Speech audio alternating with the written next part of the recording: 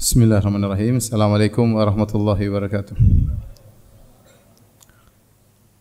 Alhamdulillahi ala ihsani wa syukru lahu ala taufiqihi wa amtinani wa asyhadu an la ilaha illallah wahdahu la syarika lahu ta'ziman li sya'nih wa asyhadu anna Muhammadan abduhu wa rasuluhu da'ila ridwanih. Allahumma salli alaihi wa ala alihi wa ashabi wa ikhwani. Hadirin hadirat, kita lanjutkan bahasan kita dari Sahih Al-Bukhari. Kita masuk pada bab ke-63, bab ghuslid dam, bab mencuci darah ya, karena darah adalah najis. Al-Imam Al-Bukhari berkata, qala haddatsana Muhammad bin Al-Muthanna qala haddatsana Yahya an Hisham qala haddatsani Fatimah an Asma qalat ja'at imra'atun an-nabiy sallallahu alaihi wasallam. Kata Asma, datang seorang wanita kepada Nabi sallallahu alaihi wasallam. Faqalat, kemudian dia berkata, ara'aita ihdana tahidhu fi thawb. Bagaimana menurut engkau tentang salah seorang dari wanita yang dia haid, kemudian haidnya mengenai baju. Kaifa tasna'u? Apa yang harus dilakukan oleh wanita tersebut? Qala tahuttuhu thumma takrusuhu bil ma' wa tandahuhu wa tusalli fihi. Yaitu kau tahuttuhu, yaitu kalau ada haid yang kering yang mengenai baju, maka dibersihkan dulu ya bendanya, haid tersebut, darah yang kering tersebut. Thumma takrusuhu bil ma', kemudian kau cuci dengan air ya.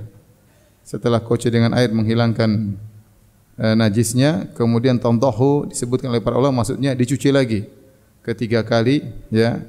Setelah itu, jadi pertama dibersihkan kotorannya, kemudian dikucek, setelah dikucek dibersih, setelah hilang semuanya dicuci lagi, kedua kali dicuci, wa tusalli fihi, kemudian salatlah dengan baju tersebut. Salatlah dengan baju tersebut.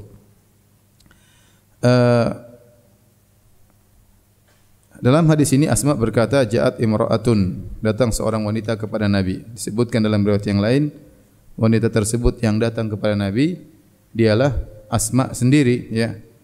Namun beliau membawakan hadis ini seakan-akan ada seorang wanita dengan menggunakan kata ganti orang ketiga, padahal dia sendiri yang datang menemui Nabi sallallahu alaihi wasallam. Ini terjadi dalam beberapa hadis, sahabat menceritakan tentang dirinya sendiri ya. Dan itu boleh kalau seorang bertanya kepada ustaz, ya tidak perlu dia menyebut dirinya, terutama kalau ada hal yang mungkin malu untuk diucapkan atau berkaitan dengan aibnya, maka dia bilang apa hukum seorang yang begini-begini. Tidak perlu dia mengatakan dirinya sendiri. Hadis ini menjelaskan tentang najisnya darah haid, dan kalau haid mengenai baju maka dibersihkan, dikucek, dan ini menunjukkan najisnya ya. Tidak cukup cuma dibersihkan aja darahnya, tapi harus dikucek bajunya, dibersihkan. Setelah itu kalaupun masih ada sisa warna enggak ada masalah. Makanya dia mengatakan tsumma wa tusalli fi, setelah salatlah. Yang penting sudah dibersihkan, dikucek, meskipun masih kelihatan warna merah, tidak ada masalah untuk salat di situ, karena itu suatu yang sulit untuk dihilangkan. Apalagi zaman dahulu mungkin tidak ada rinso, tidak ada apa, ini cuma cukup air untuk membersihkan, dan tentunya mungkin saja masih tersisa warnanya, mungkin masih tersisa sedikit baunya, tapi itu dimaafkan. Baik, kita akan bahas tentang macam-macam darah dan bagaimana tentang kenajisannya.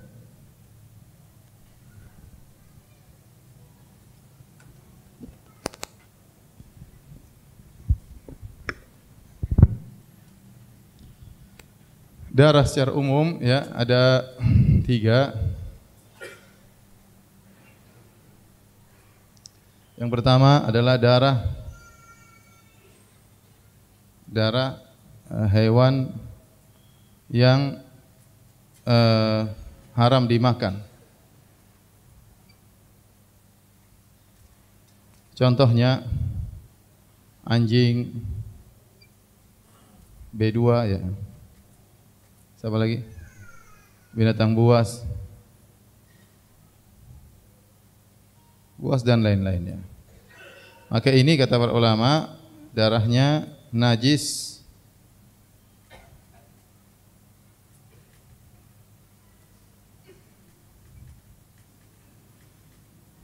banyak maupun sedikit.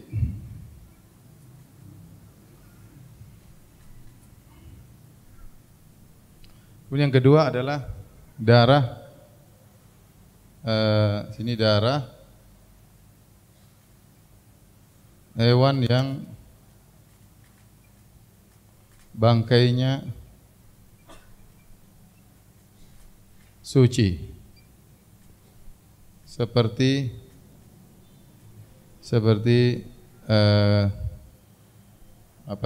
dzubab, lalat kalau ada darahnya ya. Contohnya misalnya ikan ya. Ikan ini ya, intinya darahnya suci secara mutlak. Ikan misalnya disembelih ada darahnya ngalir, darahnya tidak ada masalah karena ikan itu bangkainya apa?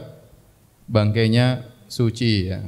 Lalat juga kalau kita terkena darah lalat, kalau ada darahnya maka tidak najis karena darah lalat itu bangkainya tidak najis, tapi jangan dimakan ya. Karena dalilnya apa? Kata Nabi sallallahu alaihi wasallam, "Idza waqa'a dzubabu fi na'i ahadikum", kalau kalian sedang minum tiba-tiba ada lalat jatuh di cangkir kalian, maka falyakmisuhu, maka hendaknya dicelupkan. Bisa jadi lalat tersebut mati. Ya, kalau dia mati terutama airnya panas, dia mati menjadi bangkai dan bangkai tersebut mengenai air tersebut. Keluarkan lalatnya, minum airnya. Kata Nabi sallallahu alaihi wasallam ya. Berarti air tersebut terkena bangkai lalat namun tidak najis. Maka bangkai lalat itu tidak najis. Seandainya dia ada darahnya, wallahu a'lam ada darahnya atau tidak, saya tidak pernah cek juga. Seandainya ada darahnya, maka tidak najis karena bangkainya tidak najis. Paham? Yang ketiga adalah hewan yang halal dimakan. Halal dimakan. Maka ini dimaafkan najis, darah yang mengalir,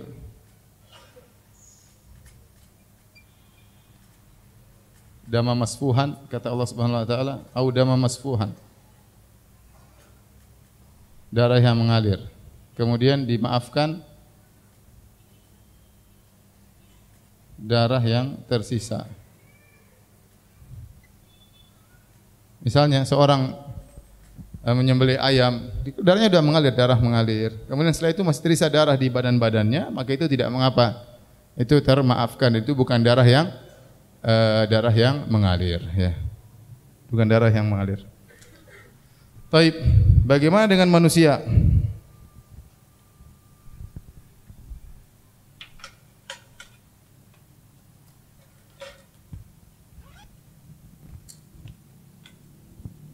Bagaimana dengan darah manusia?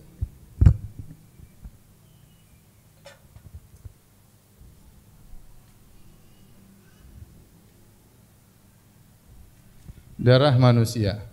Manusia ini kalau meninggal ya, bangkainya suci atau najis? Kalau mati bangkainya suci atau najis? Suci. Bangkainya apa? Suci. Kata Nabi SAW, innal mu'min la yanjus. Seorang mukmin tidaklah najis. Yaitu dia masih hidup atau sudah meninggal. Menurut jumhur ulama dia tidak najis. Ya. Makanya Abu Bakar kemudian mencium Nabi SAW, kening Nabi setelah Nabi SAW meninggal dunia. Dia tidak mengapa seorang menyentuh, mencium seorang mayat sudah meninggal dunia misalnya. Ya. Karena mayat manusia tidak apa? Tidak najis. Ya. Sebagian ulama mengatakan najisnya, pendapat yang benar manusia itu tidak najis meskipun sudah meninggal dunia. Nah, bagaimana dengan darah manusia? Maka ada khilaf di kalangan para ulama, dua pendapat ya. Pendapat pertama, darah manusia najis.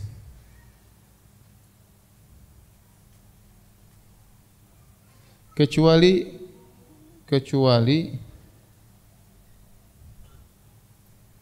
sedikit maka dimaafkan.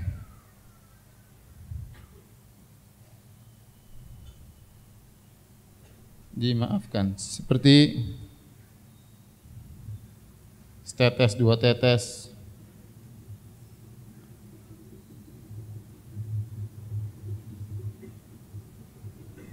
Ini pendapat jumhur ulama. Jumhur ulama. Pendapat yang lain, dan ini sebagian ulama mengatakan bahwasanya darah manusia ada dua model. Darah manusia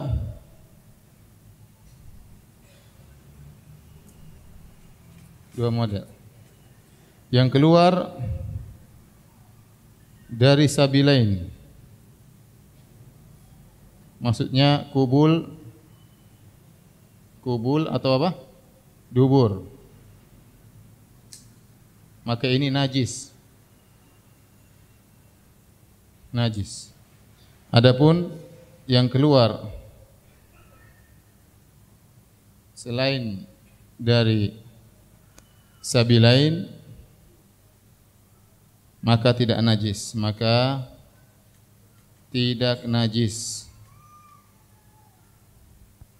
Dan ini pendapat yang dipilih oleh beberapa ulama, di antaranya dikuatkan oleh Al-Imam Al-Bukhari dan juga dikuatkan oleh Syekh Utsaimin rahimahullahu taala, Syekh Albani rahimahullahu taala, bahwasanya darah manusia yang keluar dari sabilain seperti darah haid, darah istihadhah ya, darah haid, darah istihadhah keluar dari farji wanita ya, maka itu semua najis.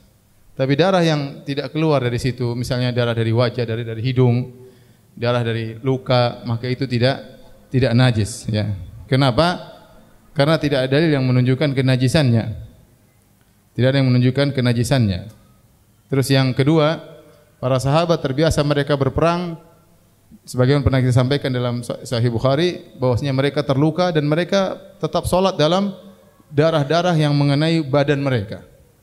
Ya, baju mereka penuh dengan darah, mereka tetap sholat.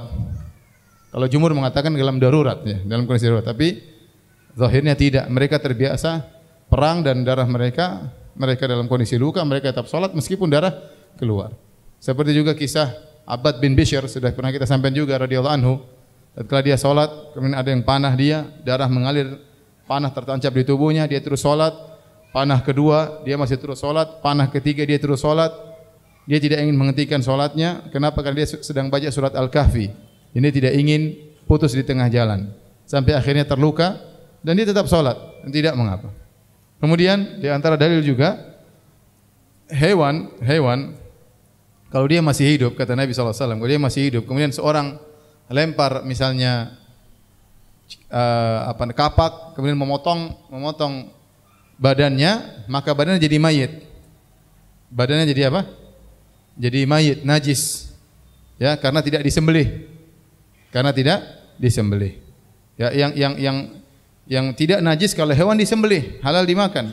Tapi kalau dia mati tanpa disembelih, maka dia apa? Najis. Kenapa dikatakan najis? Karena darahnya tertahan. Sumber najis itu karena darah yang tertahan. Darah yang tertahan. Maka hewan kalau ingin dia tidak najis, disembelih. Kalau ada hewan yang mati tidak disembelih, maka dia najis. Atau ada hewan yang terpotong tangannya sementara dia masih hidup, maka tangannya tersebut jadi bangkai, kata Nabi SAW. Adapun manusia dia meninggal ya, jadi bangkainya tidak najis. Bangkai manusia tidak najis. Kemudian kalau ada terpotong tangan manusia, tangan pun tidak apa? Tidak najis, masih suci.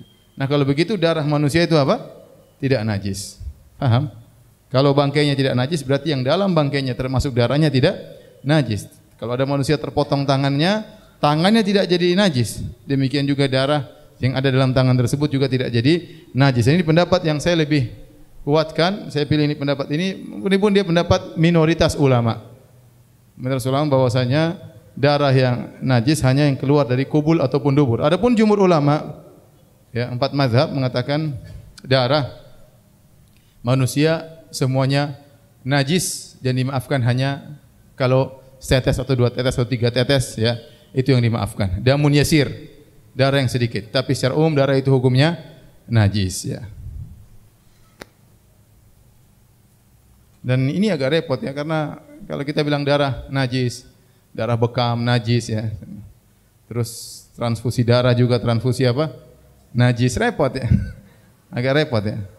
Terus ya banyak donor darah, donor najis ya. Tapi intinya saya lebih condong pada pendapat sebagian ulama ya, Albani, Utsaimin, kemudian Imam Bukhari, kalau tidak salah Syaukani juga saya agak lupa. Sekelompok ulama mengatakan yang najis cuma darah yang keluar dari kubul dan dubur. Wallahu alam bisawab.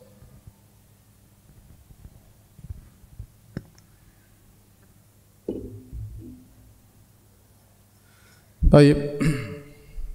Di antara dalil bahwasanya darah yang keluar dari kubul dan dubur najis adalah hadis ini Asma ya, bahwasanya ditanya tentang darah haid, Nabi suruh cuci.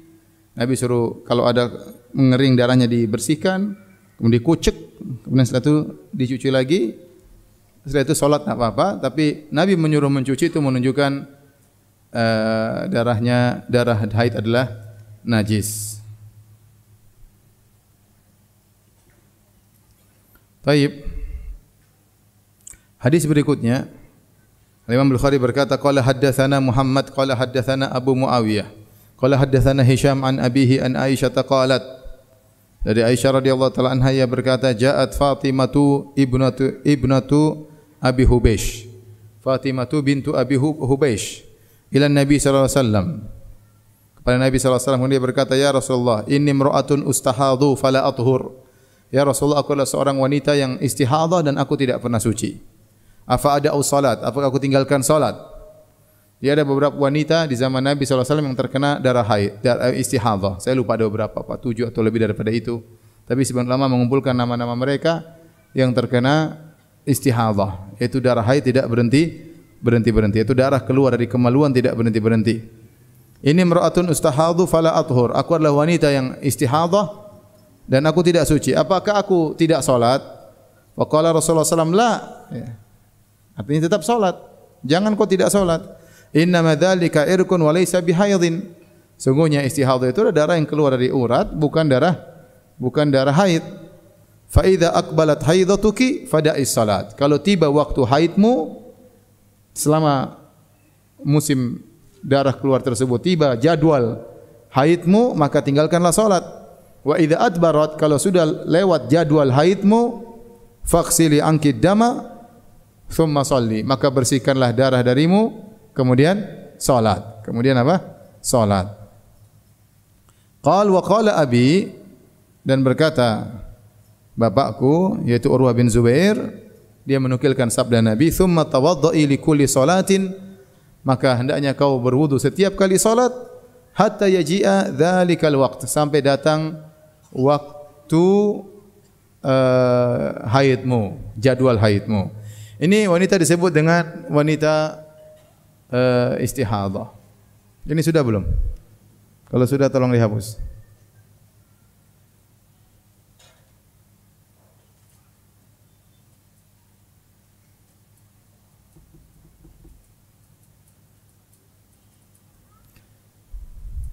Apa itu wanita istihadah? Wanita istihadah adalah wanita yang darahnya tidak berhenti-berhenti.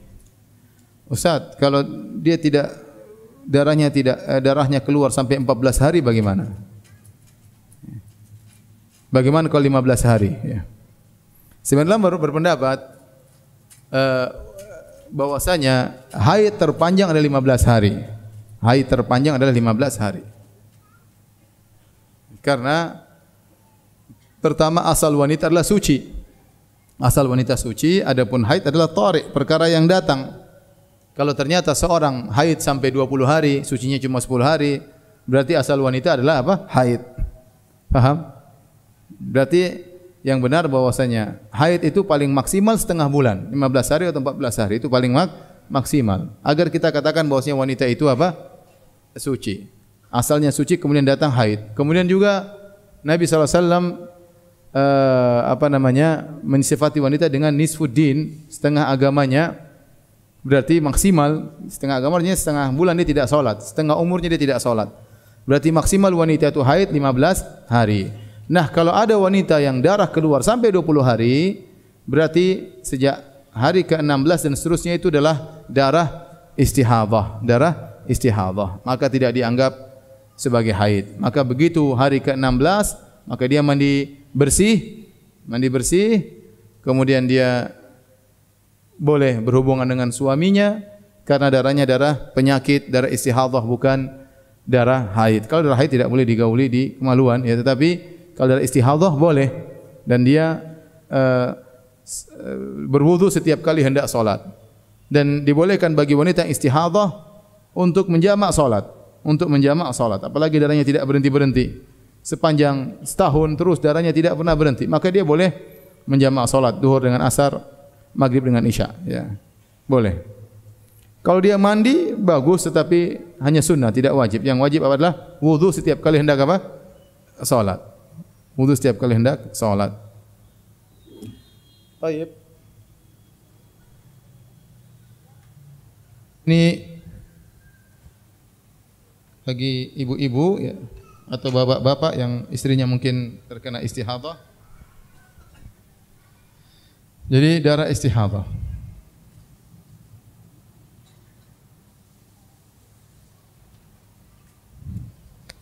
Wanita istihadhah ya. Ada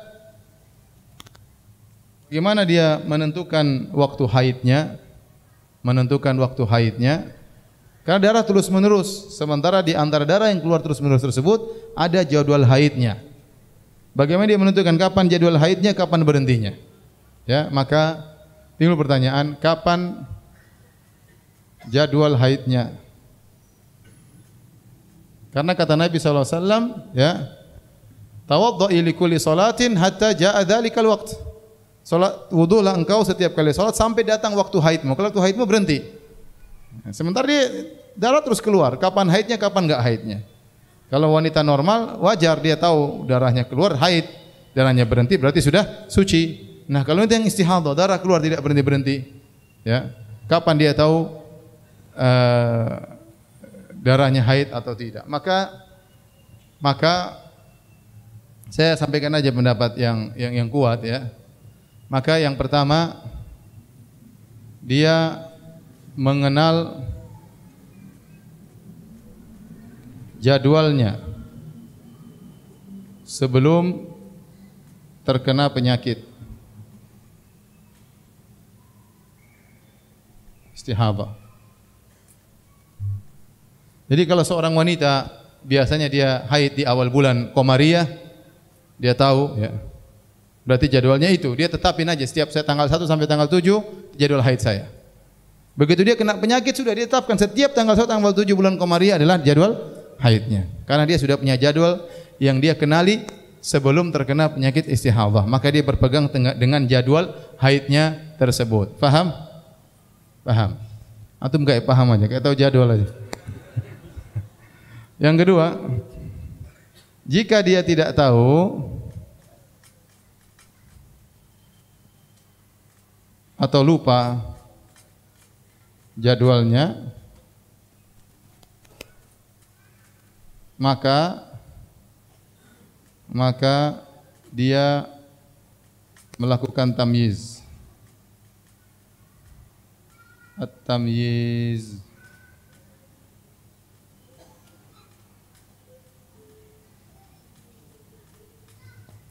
Maksudnya membedakan antara darah haid dan selain haid. Maksudnya bagaimana? Dia tidak tahu jadwal, dia lihat darah ini kalau haid dia perhatikan, oh darahnya damun aswad, ya, warnanya hitam, ada baunya khusus, berarti saya lagi haid.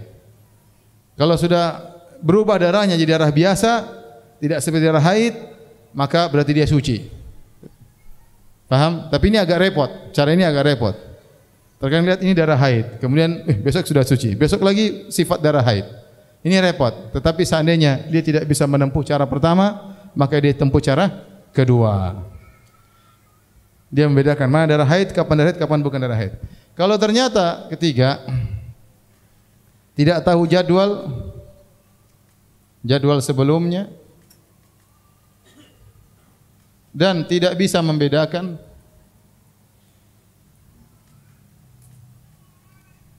bagaimana caranya? Maka dia mengikuti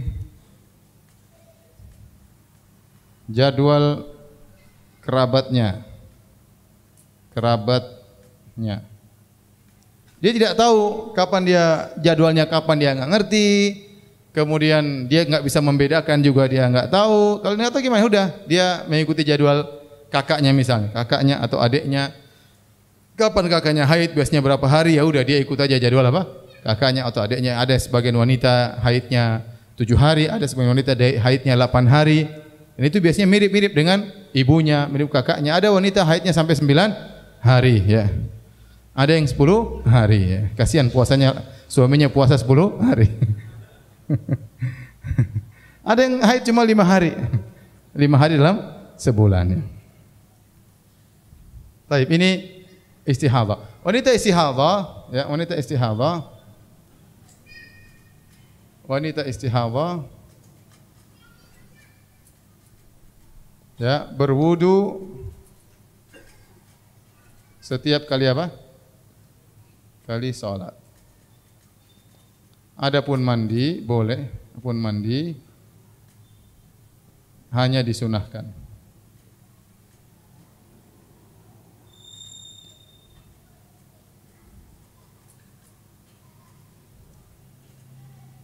Kemudian dia boleh menjamak.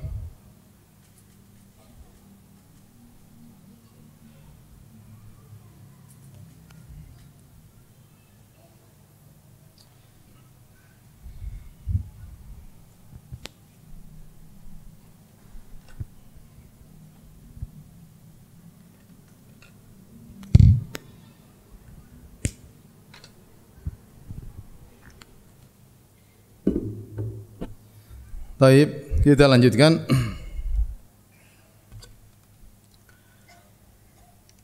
Bab ghuslil mani wa farkihi wa ghusli ma yusibu minal mar'ah. Bab tentang mencuci air mani atau menggaruknya ya. Jadi kalau mani di kotoran, mani terkena baju, bagaimana caranya ya? Dicuci, bisa juga dikeruk ya. Kalau bahasa kita apa, dikeruk ya.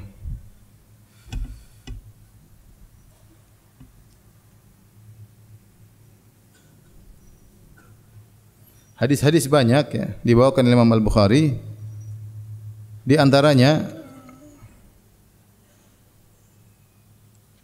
hadis qala haddatsana Abdan qala akhbarana Abdullah qala akhbarana Amr bin Maimun Al-Jazari an Sulaiman bin Yasar an Aisyah qalat kuntu aksilul janabah min thawbi Nabi sallallahu alaihi wasallam. Aku mencuci janabah dari baju Nabi sallallahu alaihi wasallam. Maksudnya mencuci bekas janabah, maksudnya mani.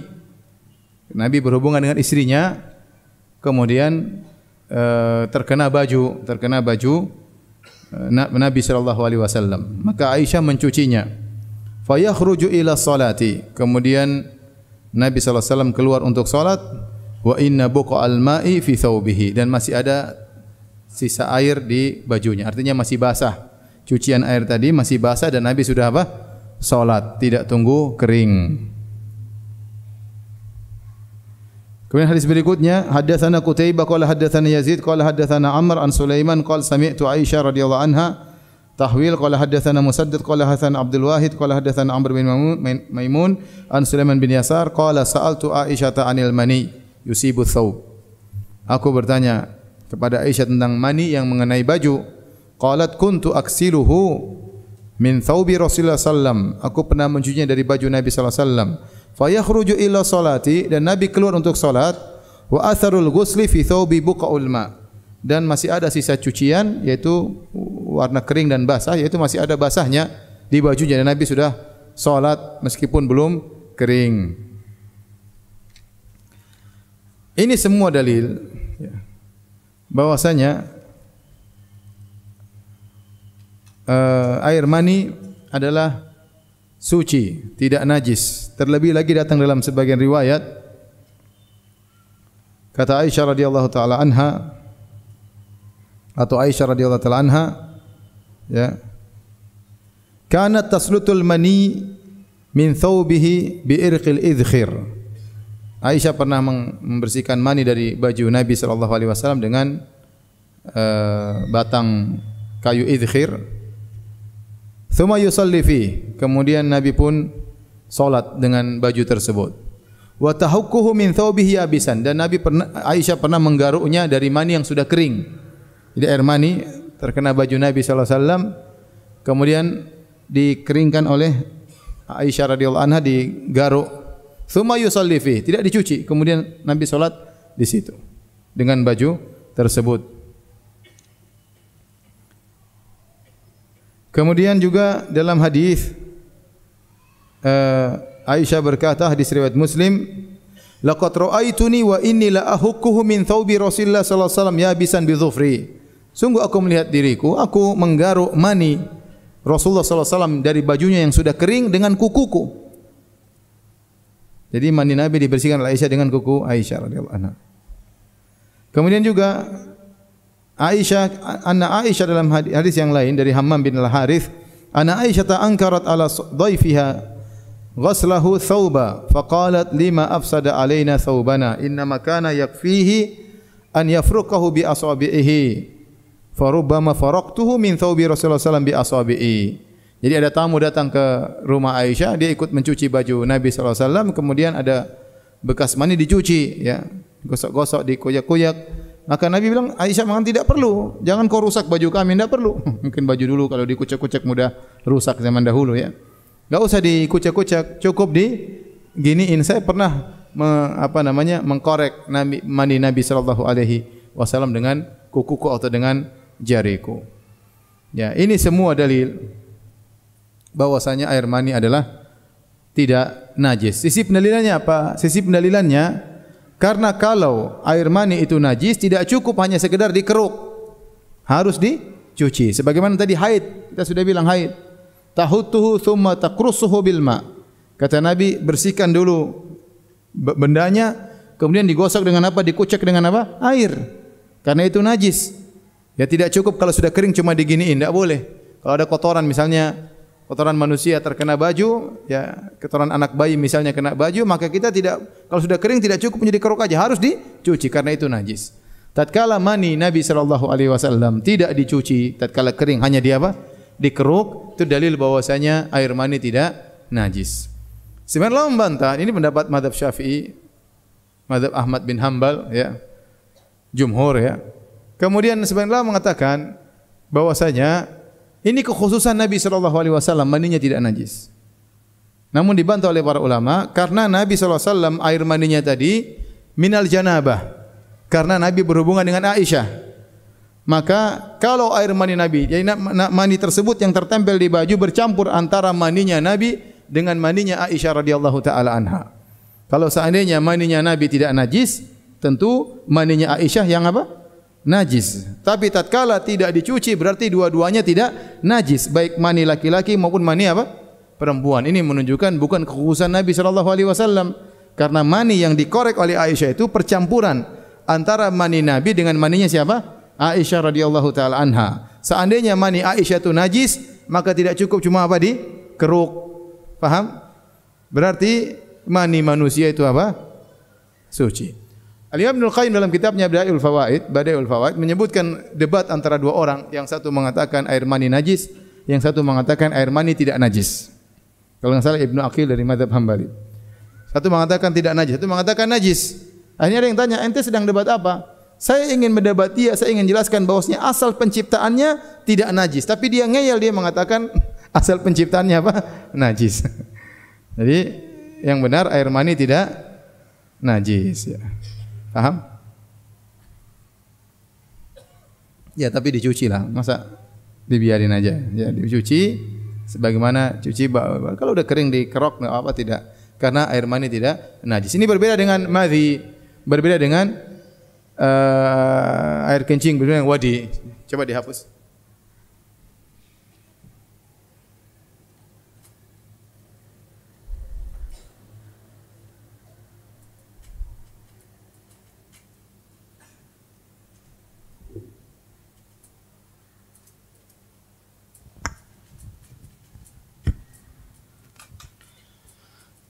Air yang keluar dari kemaluan. Air namanya mani. Air namanya baul, kencing. namanya wadi, ada namanya madhi.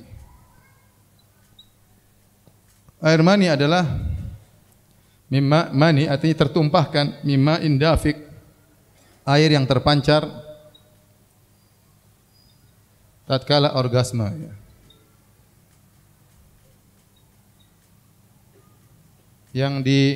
Yang diikuti dengan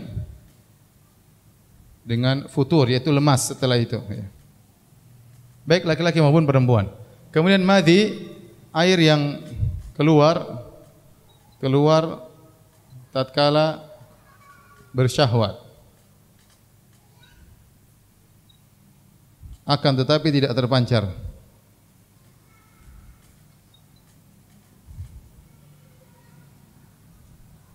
Kemudian kencing, ma'ruf, ya. Wadi adalah air yang keluar setelah kencing.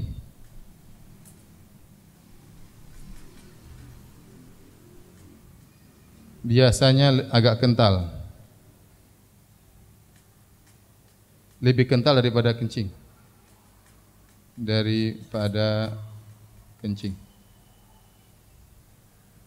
Maka ini hukumnya suci. Ini hukumnya najis. Harus dicuci. Adapun ini ada khilaf di kalangan para ulama, ya. Ada khilaf.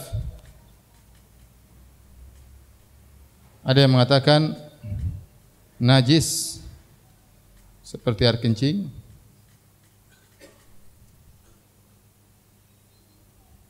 Ada yang mengatakan suci seperti mani. Kenapa? Kata mereka, mani itu terdiri atas madhi plus sperma. Mani adalah kumpulan dari madhi plus sperma. Kalau maninya tidak najis, berarti madhinya juga tidak najis. Karena dalam mani itu ada madhi dan sperma. Madhi pelumas yang keluar muqaddimah sebelum keluar mani, keluar madhi, ya. Kemudian kalau terjadi ejakulasi, klimaks atau orgasme, akan keluar air mani bersama madhi tersebut. Nah, kalau maninya karena apa? Karena mani itu sama dengan madhi plus apa? Sperma. Kalau maninya suci berarti madhi juga apa? Suci. Kalau madhi najis harusnya mani juga apa? Najis. Ini pendapat segelintir ulama, minoritas ulama, riwayat dari Imam Ahmad rahimahullahu taala. Pendapat yang ketiga, bahwasanya najis di mukhaffafah ringan. Cukup dipercikan. Seperti kemarin kita bahas tentang air kencing anak laki-laki. Tidak harus dicuci, tapi dipercikan airnya sudah cukup. Dan ini pendapat Syekh Utsaimin rahimahullah dan pendapat gurunya Syekh Abdurrahman bin Nasir As-Sa'di. Saya lebih cenderung pada pendapat yang ini. Bahwasanya madhi adalah air najis, tetapi dia najisnya tidak seperti air kencing yang harus dicuci. Dia cukup dipercikan, sudah cukup. Wallahu a'lam bishawab, ya. Apalagi ada seorang seperti Ali bin Abi Thalib, kuntu rajulan madzaan, aku adalah seorang yang sering keluar madhi. Kalau harus cuci repot. Ada sebagian orang yang mudah tergerak syahwatnya sehingga sering keluar. Kalau harus setiap kali cuci repot, ya. Jadi ini khilaf, namun saya lebih cenderung bahwasanya madhi adalah najis namun mukhaffafah.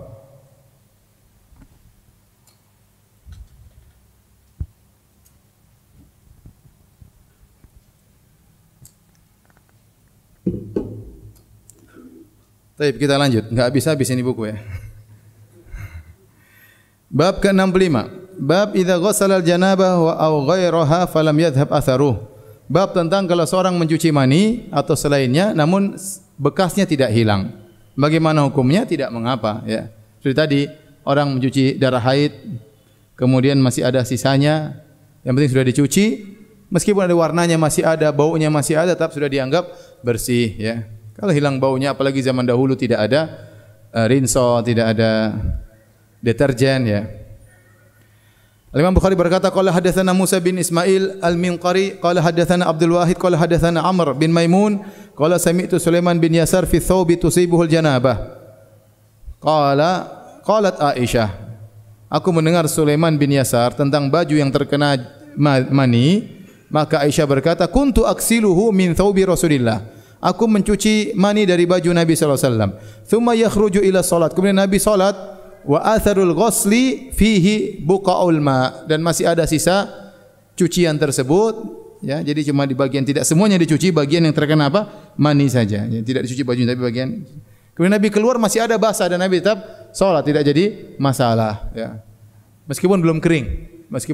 Sudah kita sampaikan kemarin, najis atau najis, apalagi bukan najis seperti mani, najis saja kalau dicuci dan belum kering sudah boleh kita pakai, tidak harus kering, enggak ada masalah. Yang penting sudah dicuci. Dan ini dalil bahwasanya wanita zaman dahulu di zaman Nabi sallallahu alaihi wasallam adalah membantu suaminya dalam kegiatan sehari-hari, mencuci pakaian, menyiapkan makanan, ya. Ini kebiasaan para sahabiat, seperti kisah Asma binti Abi Bakar bagaimana dia membantu suaminya Zubair bin Awam sampai dia berjalan berkilo-kilo untuk mengurusi kudanya, dikasih makan, ya. Kudanya siapa? Zubair bin Awam, ya. Maka sampai sekarang kita di Indonesia juga wanita biasanya membantu apa? Suaminya, dan itu kembali kepada urf. Wa asyiruna bil ma'ruf, ya. Pergaulilah mereka dengan ma'ruf. Yang ma'ruf laki-laki kepada perempuan adalah mencari nafkah buat wanita di zaman sekarang, dan wanita secara urf di Indonesia adalah membantu suami dalam kegiatan sehari-harinya seperti mencuci pakaian, mencuci piring, kemudian mencuci baju. Azan ya? Azan lah. Silakan azan. Hadis berikutnya, Imam Al-Bukhari berkata, qala haddatsana Amr bin Khalid, qala haddatsana Zuhair, qala haddatsana Amr bin Maimun bin Mihran an Sulaiman bin Yasar an Aisyah radhiyallahu anha annaha kanat taghsilul maniyya min thawbin Nabi sallallahu alaihi wasallam. Adalah Aisyah radhiyallahu anha mencuci mani baju Nabi dari air maninya. Thumma arahu fihi buqatan aw buqan. Kemudian ada bekas air cucian tadi dan tidak mengapa, ya. Kita masuk bab berikutnya. Anak enggak tega sama antum, ya. Ya udahlah, ini banyak pertanyaan, kasihan, ya. Maunya sih pertemuan berikutnya sudah selesai buku ini, biar habis Ramadan bawa buku baru, ya. Tapi ya enggak bisa dipaksakan, ya. Antum juga hang lama-lama, ya. Baik. Pertanyaan, Ustaz, apa hukumnya solat di sebelah tiang seperti di Masjid Astra? Hukum solat di antara tiang, bainas sawari, di antara tiang-tiang, hukumnya makruh, kecuali kalau padat maka makruh tersebut hilang. Kalau padat sampai di luar-luar maka tidak mengapa solat di antara tiang. Tapi kalau sepi, kosong masjid, maka hindari tiang-tiang tersebut.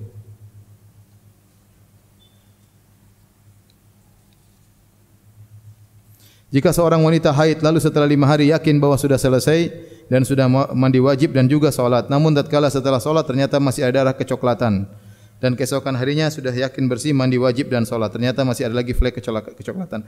Kalau seorang wanita sudah tahu jadwalnya 5 hari misalnya, dan setiap 5 hari biasanya jadwalnya demikian, dan setelah 5 hari keluar qasatul baydha, yaitu cairan bening putih, ya, cairan bening yang menunjukkan dia sudah bersih, maka apa yang keluar setelah itu adalah kudrah, ada sufra, ada kekuning-kuningan, ada kecoklat-coklatan, maka tidak dianggap. Yang penting dia sudah keluar cairan bening yang menunjukkan dia sudah bersih. Dia bisa cek dengan tisu, misalnya dia cek kalau sudah waktunya bersih sebagaimana jadwal biasanya, maka berarti dia sudah suci. Tapi kalau jadwalnya biasanya 7 hari, kemudian 5 hari sepertinya sudah bersih, ya itu berarti belum, karena dia tahu jadwalnya biasa berapa?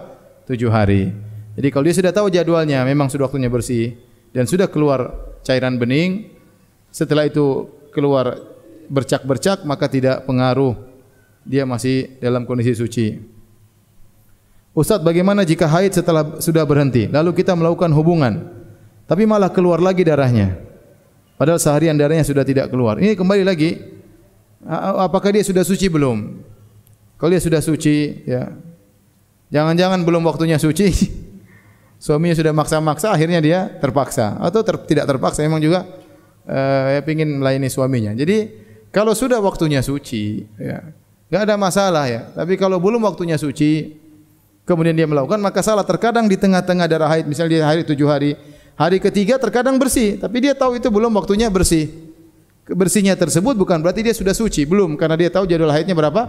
7 hari. Kalau ternyata sudah 7 hari jadwalnya, kemudian suci, kemudian dia bergaul dengan istrinya, ternyata darahnya masih keluar dan bukan bercak-bercak lagi, keluar darah, berarti dia masih belum apa? Suci. Ya. Berarti masih ada 1 hari lagi, dia salah hitung misalnya. Tetapi itu namanya qadarullah ya. Karena hukum asal kalau dia sudah tahu waktunya jadwal selesai, maka hukum asalnya suci. Kalau ternyata keluar darah lagi, yaitu di luar kemampuan dia ya, di luar kemampuan dia. Tapi kalau setelah itu hanya bercak-bercak, maka itu bukan darah haid.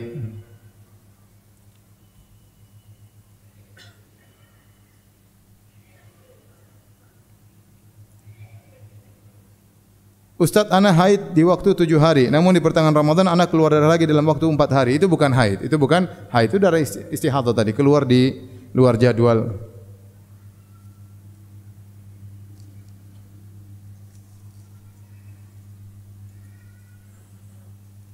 Ustaz, di tempat kerja ana ada tempat sholat tapi kecil, hanya cukup sekitar 6 orang. Dan terkadang akhwat itu ikut berjamaah, sedangkan di sini enggak ada hijab dan dempet-dempetan. Kalau bisa jangan, maksudnya kasih waktu buat akhwat salat ya. Kalau kasih buat akhwat salat, kita enggak usah dempeti akhwat tersebut ya. Tapi kalau memang kondisinya sangat tidak memungkinkan, harus salat, kalau enggak terlambat dan bagaimana, ya sudah, enggak apa, salat, berusaha ada jarak ya, berusaha ada jarak dan tidak mengapa insyaallah taala ya. Jadi hukum asalnya salat lelaki imam lelaki, kemudian makmum di wanita di belakang. Ini hukum asal. Tapi kalau dalam kondisi terdesak, misalnya wanita di samping lelaki, maka tetap apa? Sah. Meskipun menyelisih sunnah Nabi sallallahu alaihi wasallam, namun sah ya.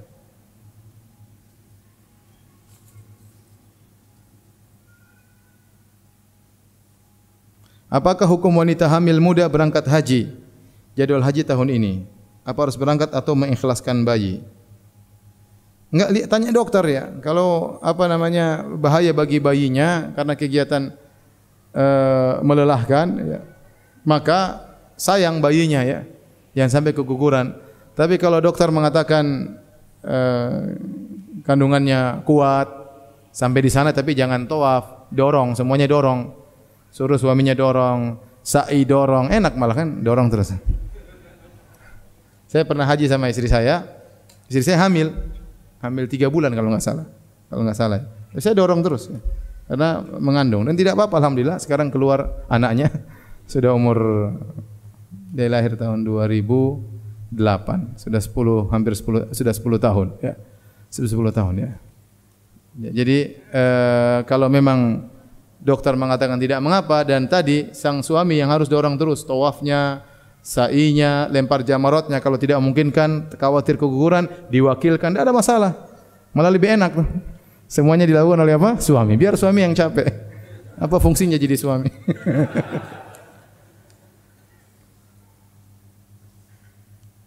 Ustaz, ana mau tanya bagaimana Nabi memperlakukan istri-istrinya dalam rumah sehari-hari. Nabi SAW, istri-istrinya sangat dimuliakan oleh Nabi SAW. Sebutkan Nabi juga membantu, kana fi mihnati ahlihi.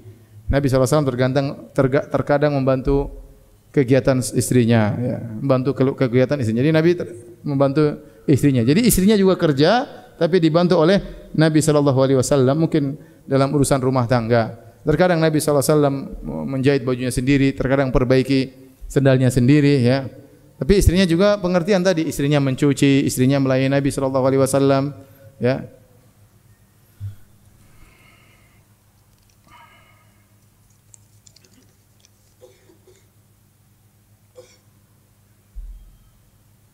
Ustaz, bolehkah mengambil kaedah mengambil maslahat lebih besar?